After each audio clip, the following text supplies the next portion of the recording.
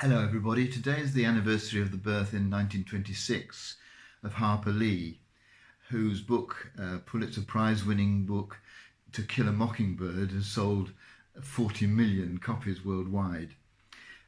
It's become a classic, and it's about a young Girl Scout growing up in the Deep South in Alabama in the 60s with all the racial inequality that was around at the time. And it's based partly on her own experience of growing up in just such a community, and some of the neighbours and some of the incidents that she experienced as a child are there in the book. But it's not the original draft. She originally wrote a book which was eventually published as Go Set a Watchman, which was about Scout as an adult.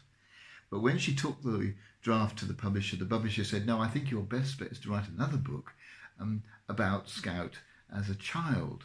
And Harper Lee says because she was a young author, she did what she was told.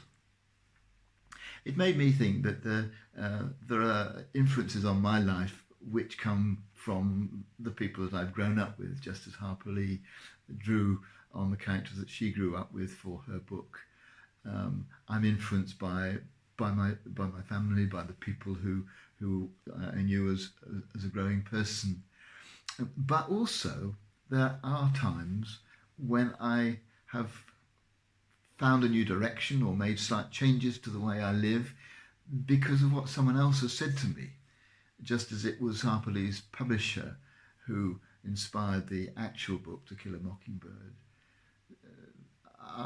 It can be often something somebody's actually said, some bit of advice I've been given, a bit of guidance, but in my experience it's more often that someone will say something almost haphazardly, not really intending necessarily to influence you, but just a comment, but it goes home and you suddenly think, yeah, there's wisdom in that, there's something there, perhaps I should follow that up. And sometimes big changes, but more often quite small changes in the way we live result from what other people have said. And I want to celebrate that today. I think that way in which we can respond to other people and to use their wisdom to build on the wisdom that we gain from the experience of our own lives is great. It's the way God works, I think. God works by giving us environment in which to grow up in and from which to learn, but also by the wisdom and the insight of other people who knowingly or unknowingly speak God's word in our ear.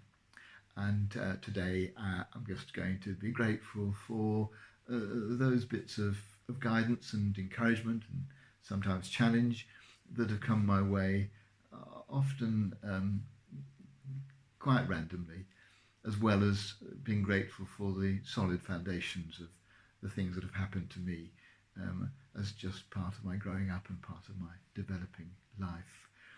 God has been good to me, and I want to be grateful, and I suspect you can find things too, both in other people's guidance of you and in your own background, to be grateful to God for today.